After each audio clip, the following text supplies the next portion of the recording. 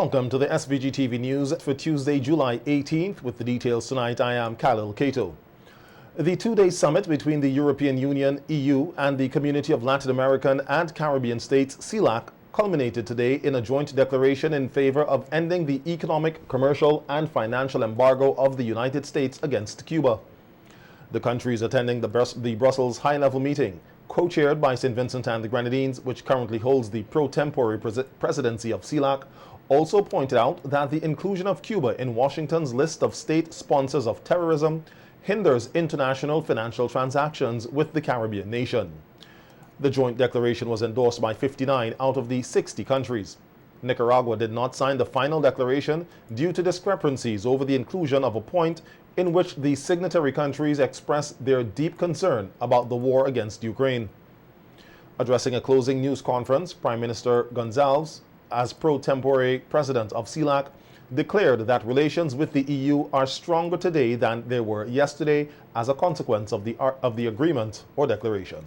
It's a wide-ranging agreement of 41 paragraphs, touching and concerning all the major contemporary issues which concern us, both regions. SELAC and, Europe really remade the Caribbean, and Latin America and remade itself. And each region, each of their respective civilizations has to come to terms with the process of this remaking and the consequences of this remaking. And what we have to seek to build is not only a relationship between states, but a relationship between civilizations, Latin American, Caribbean, and European civilizations. We touched on the wide range of practical issues which Charles raised, and not everybody got the language which they wanted. You would expect that there would be disagreements, and it was hard going to get the declaration, but we have arrived at this particular point. Issues touching and concerning climate change, the financing of climate change, the reform of the international financial architecture, inclusive, sustainable development, some matters which have arisen out of history for which there are contemporary manifestations of historical legacies, like, for instance, slavery and the slave trade. The issues on Ukraine, on other conflicts, on the terrible embargo against Cuba, the question of involvement of the private sector in the development of Latin America, the Caribbean, and Europe. The issues of international human rights and good governance and multilateralism and the defense of international law, defense and promotion of international law, fundamental precepts of the Charter of the United Nations made flesh. Noting that they have not been together for 8 years, Prime Minister Gonzalez told the news conference that they have a lot of work to be done, as the declaration is part of the reaffirmation of the friendship or relationship between the EU and SELAC. Earlier in the summit, the EU president pledged 45 billion euros to support the reinforced partnership with Latin America and the Caribbean until 2027. The Ministry of Health, Wellness and the Environment is continuing with its efforts to fully integrate mental health into primary healthcare services, which includes strengthening existing support mechanisms, reinforcing and structuring the legislation establishing community mental health guidelines. This is according to Minister of Health, Wellness and the Environment, Sinclair Prince, in a response to a question from Opposition Senator Chevron John on what measures are being taken to promote early diagnosis and treatment of people with psychiatric disorders. Of action that have been taken to promote early diagnosis and treatment for people with psychiatric disorders, focus on education and empowerment of both primary healthcare workers and the general public, along with improving accessibility to mental health care. Those two issues. The Ministry of Health has partnered with the Health Education England, that's the HEE, to host skilled medical professionals as part of the Improving Global Health Program, that's the IGH, a program which twin our health services with theirs to deal with this particular issue. Participating fellows have served 6-month tenures engaging in quality improvement projects in a variety of areas. The fellows engaged in mental health services from August 22 to present have focused on integration of mental health services into primary health care and community services. Strategic activities toward this aim have been as follows: education and capacity building. We continue to emphasize that. These sessions in service seminars, continuing medical education sessions, skill building workshops among district medical officers and district nurses regarding diagnosis and management of persons with mental health conditions. Of course, we can't leave these people out. They are key stakeholders, DMOs and the DNs.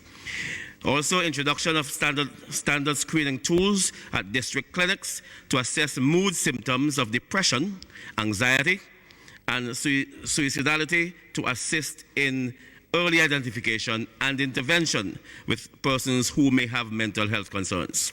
Minister Prince further told Parliament that community mental health and psychosocial teams have been providing nationwide coverage, offering services at all district clinics as part of efforts to decentralize mental health services and improve accessibility. Organization efforts reach as far as mental health.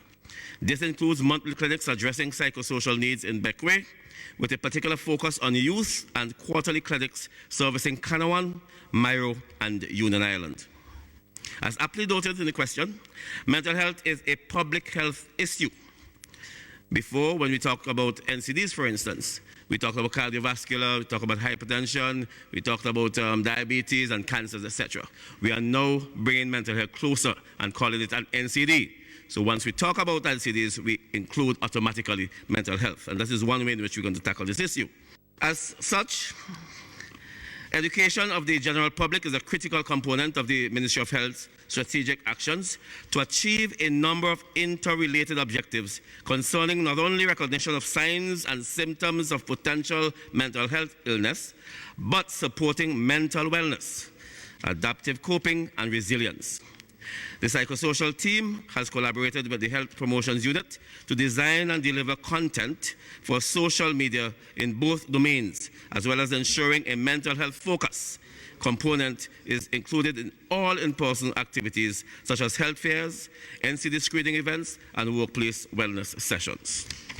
On the question of how persons with psychiatric disorders are being incorporated into the primary healthcare system, Minister Prince said this is a bit difficult. However, they are trying and continuing with educational training of district medical officers and nurses regarding best practices for screening, diagnosis, and treatment of persons with psychiatric issues to improve interventions in district clinics and allow persons to access support services in their community. Similarly, the community mental health team provides support for those persons known to the Mental Health Rehabilitation Center and assists in providing continuity of care after discharge. And of course, there's a problem where people are discharged, they go back into the community, and nothing changes. We have to deal with that, and we are dealing with that. The IGH, that's the Improving Global Health Programs, which we are doing with the Health Education of England. The fellows have focused on discharge of persons from the HRC, that's the Mental Health Center, and support in the community setting as a focus for quality improvement. To this end, staff at the Mental Health Rehabilitation Center have collaborated with the DMOs and the district nurses, ensuring provision of discharge documentation along with handover of patients from the community mental health team. This has facilitated awareness of and appropriate support of recently discharged patients at their district clinics, as well as improving opportunities for information sharing from DMOs and DNs back to the community. This is not a perfect system. We are dealing with it. It will take some time, but it will come to fruition. Substance use disorder, SUD, and the phenomenon of polysubstances abuse have been recognized as chief comorbidities among persons admitted to the Mental Health Rehabilitation Center. Additionally, SUD is correlated with other public health issues, including poor management and outcomes related to NCDs and increased incidence of violence, particularly gender-based and intimate partner violence. With the assistance of IGH Fellows, SUD Group Therapy for Inpatients using Motivational Enhancement Therapy, that's the MET, has been piloted. To accompany this and ensure that continuing support is available after discharge, educational training of persons from faith-based and civil society organizations has begun for the delivery of MET and SUD support in their communities to both recently discharged patients and other persons who may benefit. So we are engaging the community at large to help in this particular issue. We will continue to place mental health high on our priority list, and you'll hear more about this during the year. Over the last 3 years, the St. Vincent and the St. Vincent Meteorological Services, has noticed an increase in the maximum heat temperature across the country.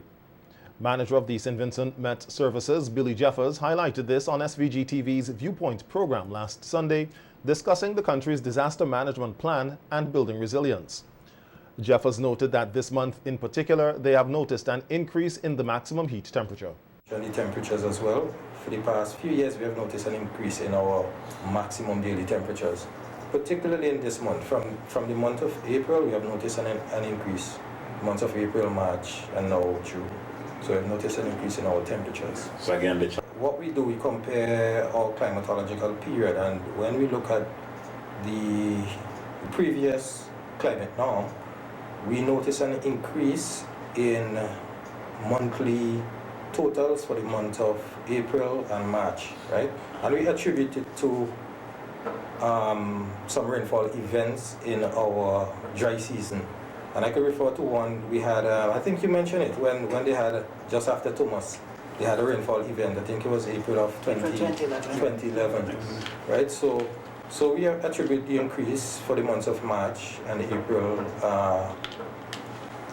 the increase because of the out-of-season rainfall events, as we call it, dry season rainfall events. Jeffers said there is also a significant reduction in the annual rainfall, leading to an increase in drought conditions. Is the drought, yes. Right? So that is something we notice is becoming frequent across St. Vincent and the Grenadines, and based on some data sets that we looked at recently, and I did share with Forbes, what we have noticed in the last 5 years is a significant reduction in our annual rainfall, as much as 25%. And within the last 3 years, we had 2 drought events, one being the most impactful on record, the 2020 drought. And as it stands, I think based on data from the Ministry of Agriculture, they were estimating loss of up to, I think it was 16 million Eastern Caribbean dollars. So that's very, very impactful drought, right? And it's a slow onset hazard. You could actually pick up on drought once you look at the rainfall trends, right? You could actually pick up on it. So that is something we have to pay more attention to going forward. Meanwhile, Director of the National Emergency Management Organization, NEMO, Michelle Forbes, said heat waves and Saharan dust can worsen health conditions and advised persons to be cautious. Because I wanted the impact on health. When we were, these guys are young, but in the 80s and 90s, you know, when we had the Sahara dust, we had it, the first caller spoke about the Sahara dust. We only had the Sahara dust maybe that phenomenon once a year. We having it almost all year. And it's affecting your respiratory, those with respiratory problems. The heat is affecting the elderly, especially those who are at home and can't move because the heat is a little different now. Because you go to sleep at temperature at 26 almost all night. You know, so that 26 all night. So can you imagine that? So we are seeing these changes, and it has implications for the health system too. It has implications for persons who are suffering with certain ailments, the respiratory, because so the heat, number one, the Sahara dust, the dry spells, the burning of the tires as well, the burning of the bush, I live at Clare Valley, so sometimes you're getting home, it's a dry area, and sometimes you basically don't have any comfort in the night because the air is heavy. There's always somebody burning something around, you know. So these are so the change in climate has really impacted in all areas. Meanwhile, resource analyst in the Ministry of Agriculture, Kurt Duggan, said that climate resilience and climate finance are critical to help small island developing states, including St. Vincent and the Grenadines, deal with the impacts of climate change. Speaking on the Viewpoint program on Sunday, Duggan said in order to deal with the impact of climate change, one must look at pre- and post-disasters. Building is a real thing, and it's something that we have to get involved in seriously. And it is mentioned in our National Adaptation Plan. It's also in our NESDEP, our National Economic Social Development Plan. We are looking at climate financing is a hot button topic right now. Okay. It is a hot button topic. We are looking at building persons, building institutions, building entities, making them more resilient to these natural shocks. The UN is in discussions with this. We have most of our countries, our regional countries, our small and developing states who are heavily affected by these natural shocks, and our NESDEP or NAP is answering this. Okay. But we have to look at climate financing, especially for our agricultural sector. At the end of it, we have to look at post as well. So in the last UN climate conference, the COP27 in 2020, we had that in Sharm el-Sheikh, Egypt. The hot topic there was climate resilience, climate financing, and loss and damage. So out of that, the loss and damage fund was formulated. And this is going to see communities, especially in our small island developing states, benefiting from funding post-natural occurrences that are attached to climate, these climate anomalies, these climate changes that are causing these anomalies. Duggan said while SVG and other small island developing states are benefiting from funds through several agreements signed by some of the main contributors to greenhouse gas emissions, including the United States, India, and China, more support is needed. And they have signed on to helping or contributing to that fund, to particularly the Sharm el-Sheikh agreement. That is one of the funding initiatives that is going to benefit us greatly as a small island developing state, which is significantly affected by these shocks.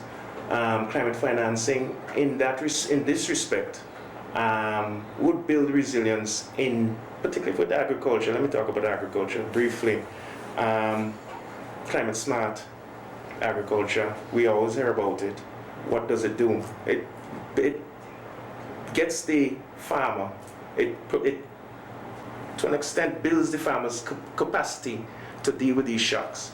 To deal with that, they need funding, they need financing, they need that knowledge base to get themselves forward or to prepare themselves to mitigate these shocks and to be able to recover from these shocks. And talk about the external funding that is available out there and that we can access through what is called the National Adaptation Fund. And we are actually working on a policy or document to get some access to that, and obviously that's going to help with adaptation or resilience building mechanisms to help us deal with the shocks of course climate change and the extension of the natural disasters that are out there. Members of the Bar Association of St. Vincent and the Grenadines are mourning the passing of former Justice Dame Monica Joseph. Justice Joseph passed away in her homeland, Grenada. Justice Joseph joined the staff at the Attorney General's chambers here in SVG in the 1970s and served as a legal assistant and then as a Crown Counsel. She served under the then Attorney General, Arthur Williams, who was in the former Labour Party administration of the day. She was subsequently promoted to Solicitor General and on the bench, becoming the first female in the OECS to be promoted to the bench of the Eastern Caribbean Supreme Court. Justice Joseph also served as High Court Judge and Justice of Appeal. Apart from her legal professional services, Justice Joseph was a keen guider with the St. Vincent and the Grenadines Girl Guides Association and served as District Commissioner in SVG. According to the SVG Bar Association, Justice Joseph endeared herself to the Vincentian public and became popularly known as Tanty Monica or Auntie Monica. She loved carnival and would be involved in Old Mass from time to time. She even did a bit of drama for charitable causes with members of the bar. A young man of Goldenvale in the Calypso area was gunned down earlier today, reportedly on his way to work, which is located in close proximity to his home. Dead is 28-year-old Cameron Roberts, who goes by the alias Bigger or Shaka. Police say Roberts was discovered on the road above the Calypso Anglican Church with what appeared to be multiple gunshot injuries to his head. A post-mortem examination is expected to be carried out on the body to ascertain the cause of death. Members of the public who have information that can help with the investigation are encouraged to contact the Calypso Police Station at 458-4200 or 457-1211 extension 4837 or 999 or 911. Police say all calls will be treated confidentially. Roberts' death brings the country's homicide count for the year to 29. Over 3,000 young people here have successfully participated in the St. Vincent and the Grenadines Coast Guard Coast Guard Service Youth Development Summer Program, now into its 30th year. This year's program opened yesterday at the Calypso base under the theme, Shaping Our Youths for Life's High Seas. Addressing the opening ceremony, Superintendent of Police Trevor Bailey commended the RSVG Police Force and, by extension, the SVG Coast Guard Service on an exceptional job in helping mold the lives of the participants each year.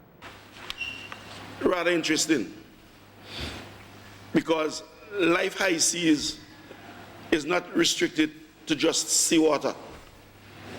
When I listen to the different subject areas that you're going to participate in, swimming and life saving, it's a technique that will stay with you for life.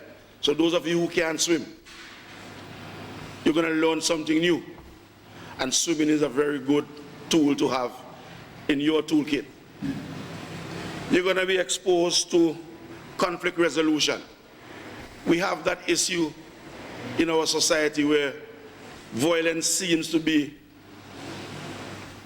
popping up its head everywhere. And sometimes when we as police officers, we investigate, we see that there was a situation where someone could have just walked away. So the issue of conflict resolution is critical to you as youths.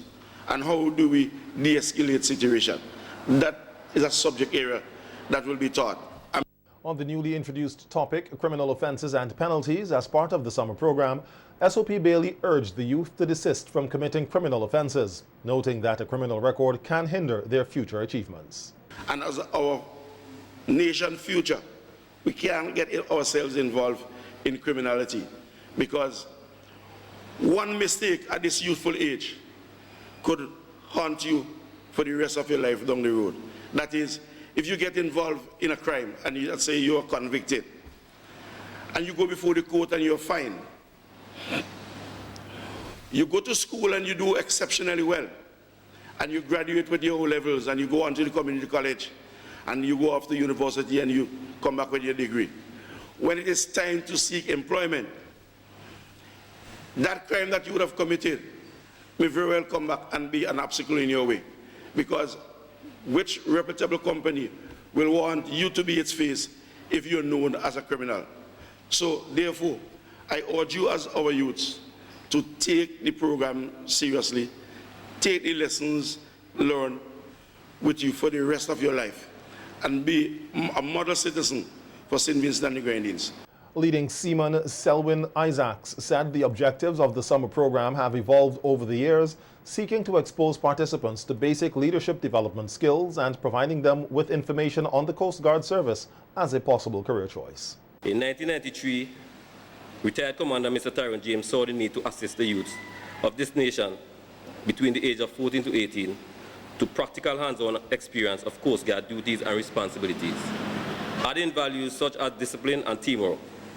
Over the years, the objectives of the summer program have evolved in aspects where participants are being exposed to subject areas such as safety at sea, CPR and first aid, swimming and life-saving techniques, boat handling, table etiquette, arts and craft, community projects, human sexuality, conflict resolution, basic development leadership skills, substance abuse, and this year, the introduction of a new subject area, on criminal offences and the penalties for such offences.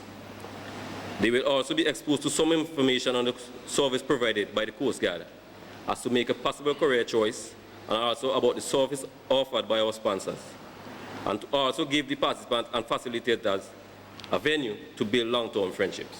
To maintain traditional mass as it competes with the more modern mass, Marketing and Development Officer of the Carnival Development Corporation, Esworth Roberts, has suggested that the traditional mass bands incorporate a mixture to strike a balance, noting that traditional mass still remains a major selling point for the Vincy Mass product. Roberts and SVG's Consul General of SVG to the United States, Rondi McIntosh, were panelists on NBC Radio's Talk Your Talk program today, reflecting on Vincy Mass 2023, which they deemed as a success. Junior Calypso Soca was a successful event. A number of schools participated, and I really want to recognize the Sandy Bay, the school from Sandy Bay. I noticed whenever there are students from Sandy Bay taking part, there are always a massive number of persons coming to support the school. Swingy. Yes. Okay, yes. okay. The youth. And that support has been going on for a long time, and I would like to see that same thing being resonated with other schools. That you come and you support the children, and I really want to big up Sandy Bay. The school for continuing to push that kind of community effort when it comes to Junior Calypso. Sections of the bands came out, the mass bands did their thing. Not all of the bands who were participating in Vincy Mass 2023 presented sections, but there are a number of bands that presented sections and they were well received, Again, the creativity that goes into the production of mass and so on is something that I really want to commend our mass men for us to continue to have that type of presentation that we usually have during sections and during mass generally. One of the selling points of Vincy Mass is that we are still able to maintain that traditional type of mass production while we have inclusion of the modern bands and so on. So we have a mixture of both, and I'm really hoping that we doesn't see down the road that these traditional bands fade out and then all the mass bands basically are like the new bands, the fancy bands. So I'm hoping that we'll be able to maintain that, because that's a selling point for Vincy Mass, because you realize in a lot of other countries basically traditional mass is gone. Commenting on the lateness of mass bands to be judged inside Carnival City Victoria Park, Roberts said the issue continues to be a yearly challenge and needs to be rectified, and suggested some steps that can be taken. So I believe it's time that we move to that. One out of two things should happen. You either have penalties for late arrival, or cut-off point. You don't be you're not judged. Something. Once something like that. You 1 hour late, half an hour late. You won't be just cross the stage where you won't be judged. Or to move it back to outside of Victoria Park and just have it the judging on the street. Now, when I say on the street, with the use of a stage, of course, must have that elevation where the displays can be clearly seen. They love to cross the stage. There was a stage erected outside financial complex area. That was for the purpose of VC3 and like NBC Radio bringing coverage and the masqueraders take it over. Yeah, but no, it was for masqueraders as well to cross the stage. To cross the stage, masqueraders to cross the stage. But not the entire big section, large section. To your feet. But I'm saying if we have to do it outside of Victoria Park, then we have to erect a much bigger stage and so on, and put the all that is necessary in place. But I think that is something that should be considered. The masqueraders definitely enjoying having more time on the street rather than sitting in the park waiting to cross the stage. Right? In relation to the move this year by the CDC to host the Raga and Power Soca Monarch competitions on different dates, Roberts said they were varying opinions on whether it worked or not, and they will have to go back to the drawing table. Some persons felt that it could have been done at the park, but we needed to make the venue smaller. So that person would be in a concentrated area and enclosed and so on. So we had different opinions. Some persons felt to just remove the competition element of it and just have the party and so on. So a decision will be made on it. Okay, good. For Raga Soca, you had the winner being JR. Okay, and it is really something to note that somebody who had entered Raga Soca made it to the finals for the first time. Actually won the crown, and he defeated Fireman. You know what I mean? Yes. And there are certain things being said in quarters over the past few years about who need to retire and give other persons a chance. And my personal opinion, Luther keep asking for my opinion, and I give my opinion on this. right? Yes. Nobody needs to retire to allow anybody else to win or anything. Never. If you want to if you want to be a winner, defeat the champion. That's my view. Yeah. And it has happened in 2019 where Magical defeated Fireman at Yes. Soca Monarch. Yeah. And it happened in 2023 where JR defeated him at Raga Soca. Yes. So persons can win. Don't think that somebody needs to go to give others a chance. So in my view, I want to just big up JR for you know, wonderful. I love the song actually. I actually love the song and he did a wonderful presentation. Kudos to JR and his team. Yep. Yeah. But Soca Monarch again was another event that persons in St. Vincent and Grenadines look forward to. The crowd at Soca Monarch got big in the latter part of the show, right? Early up the crowd looked pretty small, but the crowd started growing. Eventually, some person left some of the parties they were attending to go to Soca Monarch. Some person left late. Some persons who had intended to go to Soca Monarch never made it to Soca Monarch because of two other parties that were being held on the night. Miss SVG 2022 Jada Ross and first runner-up Shannon McLean are currently preparing to represent the country in 2 regional pageants. McLean will participate in the Miss JC's pageant in Antigua on July 31st, and Ross will participate in the Miss Caribbean Culture pageant on August 7th in Nevis. The pageants, which attract a number of regional queens, will see the representatives from SVG competing in various segments with the hope of capturing the coveted titles. Shannon McLean will leave the state on July 27th with her chaperone, Sharika Rodney, Miss SVG 2019, and Jada Ross will leave the state on August 4th with her chaperone, Shalissa Nanton, Miss SVG 2018 and Miss Caribbean Culture 2018. The Beauty Shows Committee says it extends best wishes to both contestants and looks forward for victorious outcomes.